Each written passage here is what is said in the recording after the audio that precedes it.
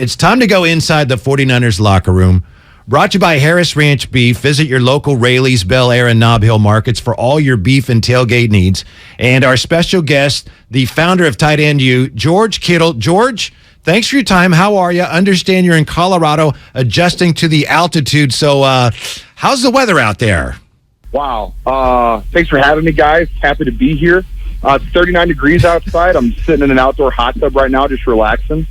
You guys missed out. We had a nice little cold plunge. Me, Bosa, and Dwelly got in the lake. It was nice and chilly. Yeah. Just getting right for this week.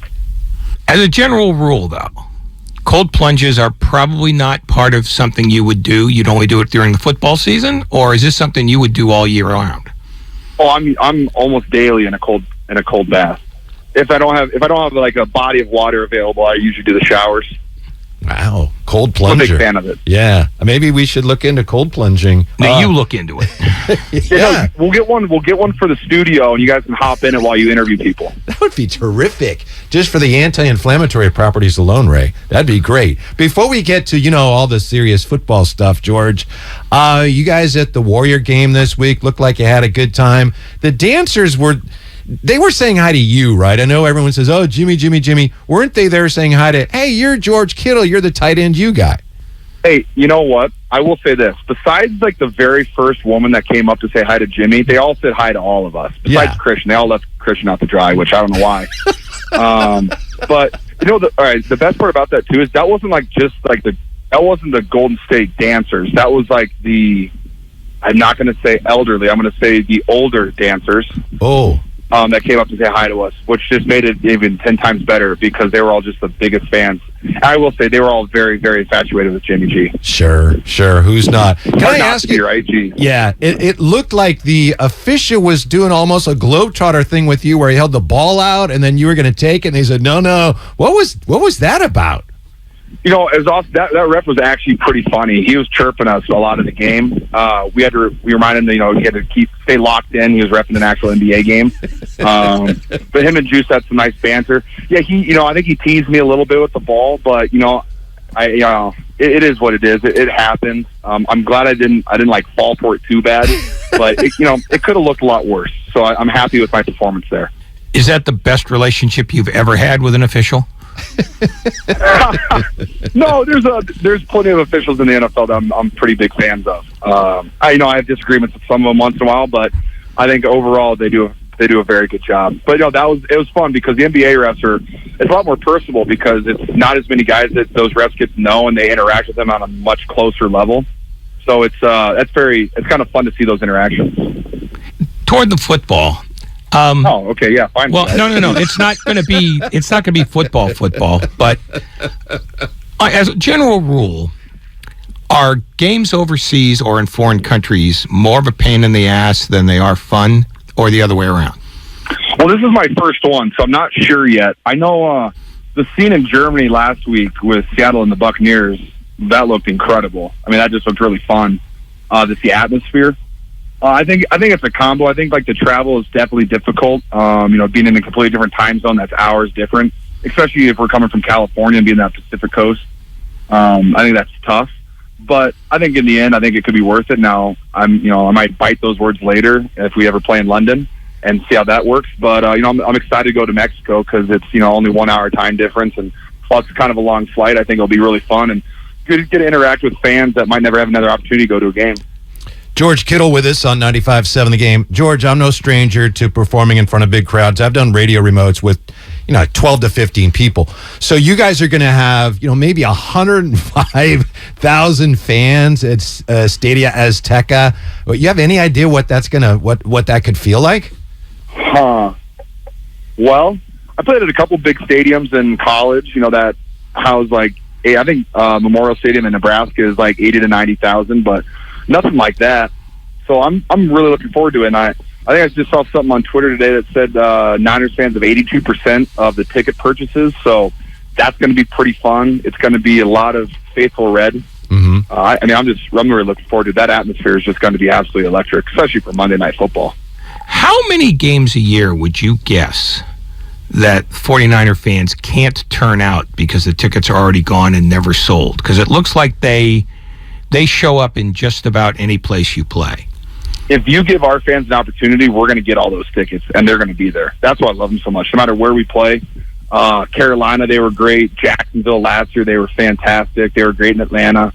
I remember my rookie season. Like the first time I really noticed it, my rookie season, we played in Tech at the Houstons, and it was so loud. 2017, and like ever since then, it's just been like they travel so well, and they're just. I mean, you can tell they're some of the best fans in the world, and how much Niner football means to them. George Kittle with us on 95.7 The Game. And George, speaking of fans, a lot of fans, seriously, they look at the fact that in some ways there's some perceived underproduction in the red zone from this offense. Those fans who feel that way, 80% of them say, you got to give it to George Kittle more. What does George Kittle say to the notion that the idea for more production in the red zone is to throw the ball to George Kittle more? Hey, I love touchdowns, so I'll take them if, as they come. If you want to throw me the ball every time in the red zone, I'll take it. We definitely do. We have to be better in the red zone. I think it would have been a lot better for us to score a touchdown there at the end of the game than having to rely on Huff for another interception at the end of a game like he did versus the Rams. But our offense, I think we're doing a good job. We only had one turnover. We're moving the ball well. First half was a little gunky. We weren't clicking fully smooth, but we definitely got into a rhythm in that second half, and I thought we were moving the ball really well. And I think the more that we're in the red zone, the better we're going to get at it. And I think we're better than we were early on in the year. But I think, I'll take the ball if you want to throw it to me. But you could also throw it to Devo or Ayuk. I think we had a touchdown in the red zone. Ayuk had a drop, and he'll be the first to say that was a bad one. But, he came back and made a hell of a third down conversion for us later in the game. So, it is what it is, but it is something that we definitely have to get better at because the more teams that we play later on the season are going to score more touchdowns, and we got to, outscore those boys. How much, if any, of that gunkiness you referred to is trying to absorb a new impact player like Christian McCaffrey, and how much of it is just, that's football? I don't think Christian is a cause for any of, maybe some of our slower play in the start of that game. He came out against the Rams, I thought played at a very high level, and I thought we were clicking really well there. I think it's just, getting him and Elijah back. You're trying to get the ball in their hands in the run game because when our run game is going, it's very hard for other teams to stop us or keep up with us. But it's something that we're still learning, the best way to put the best, we're still learning how to get guys in the best positions possible. And, when you bring Elijah and Christian back, it's, there's going to be a little give and take. But I think, like I said, I think we figured that out in the second half. And I know that with the extra day this week, our coaches are going to do a great job of giving us a game plan that, spreads the ball around and gets into all of our impact players. And I think it's just going to look very smooth. And, Arizona is a good team, and they're going to, get a stop here or there, or, do something, that, stops our offense. But I think our offense has a very good mindset of just, hey, let's just get the next one and just, punish them for it. What are you doing out of the ordinary to prepare for a game at much higher altitude than Denver? Is there more acclimation you have to do, or do you just get there when you get there and figure it out from there? Well, like I said, this is my first out of the country game. It's my first high altitude game besides Denver. There's a helicopter. Excuse me. I didn't play the first 2 weeks. My first game was Denver, and while I felt like I was tired and that was my first week back, I definitely wasn't in football shape. It wasn't the worst thing ever. And I think being here for this week in Colorado Springs and practicing at altitude, I think that's going to be very helpful for our team. I know Arizona's staying in Arizona. They didn't want to, go out to Colorado. So, if that helps us out in the long run, that'd be awesome. If not, hey, we just got to go out there and play football. You can't really use altitude as an excuse. So it's definitely going to make it a little bit more challenging, but we're going to get it done. We're talking to the founder of Tight End U and renowned cold plunger George Kittle on 95.7 The Game. You mentioned McCaffrey and how rude the Warrior dancers were to him, and more importantly, what he adds potentially to the offense. Can you share with us, George, what your reaction was when you first found out, wow, we're adding Christian McCaffrey to our team? I've been speaking this into existence for about 2 years. Me and Christian have been pretty good friends for a while, but I've been just convinced, like, hey, we just got to get you into our run game, and I promise you, you're going to have a really good time. And so when it finally happened, I was actually in the middle of playing some video games with some of my buddies that are on other teams, and one of them was like, hey, did you just traded for Christian McCaffrey? And about threw my controller through my screen. Called him up right away. It's very exciting. Christian's a hell of a football player. 2-time All-Pro at All-Pro at 2 different positions in 1 year. It's pretty awesome. Like, he's a phenomenal football player. He's a great human being. He's great for our locker room. And I think the longer he's in our system, the more he's going to figure it out, the more it's going to click for him. And I think he's going to be able to produce at a very, very high rate for us. What other things have you willed into existence? And have you willed enough things into existence that we need to worry about whether you might be a warlock? Great question. Well, I watch a lot of superhero movies, so I might have some powers. You never know. No radioactive spiders in your background? I convinced my wife to marry me. I willed that one to existence the first time I saw her when I was 18 years old. So I'm doing a pretty good job there. We just had our 3rd anniversary and been together for over 10 years, so I willed that one in. I'd say, I willed myself, I just spoke into existence, the NFL, but, other crazy stuff, I'll have to get back to you guys on that. But the Christian McCaffrey thing was definitely one of my better achievements, I will say. So you guys are welcome. Thank you. Yeah, yeah. What a hero you are. George, there seems to be a sense here amongst, some people in the organization and fans in the media that the 49ers are in a position here where things are coming together. Kyle talked about it this week. We had Trent Williams on last week, and he didn't want to go there. He just said, we're just going week to week. But what do you have that sense now with the team getting healthier, and it's similar to where you were last year when you started playing well? Do you have a sense now that things, I know you just got to win the games, but is there a sense now that things do seem to be set up for you guys to make a deep run and things are coming together for the 49ers at this point? You know what? I'm gonna kind of piggyback off of Trent. We are very focused week to week. What I will say is that I just feel like our last 2 to 3 weeks of practice, I think we've just looked so much cleaner.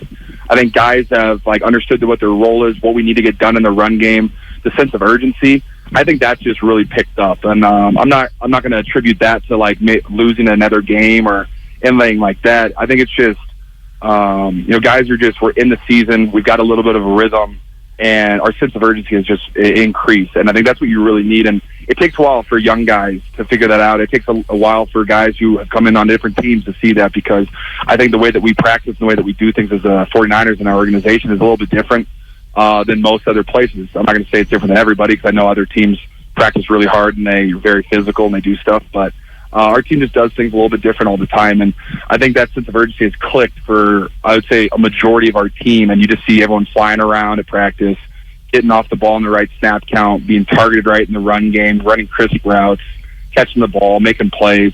Our defense is flying around. And so we're just going to continue to try to build on that daily. We have this altitude practice tomorrow. We'll see how that goes. It's currently 39 degrees, so I can't wait to practice in that. It'll be a little chilly, but I'll get through it. Mm-hmm. I am an Iowa guy after all.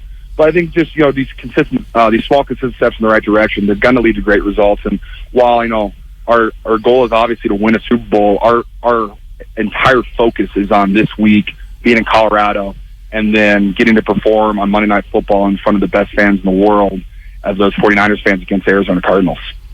Was there a similar sort of phenomenon happening last year in the second half of the year? I mean, I know a lot of people have credited, giving the ball to Deebo Samuel more as a running back as the catalyst for turning around what looked like a pretty flatline season.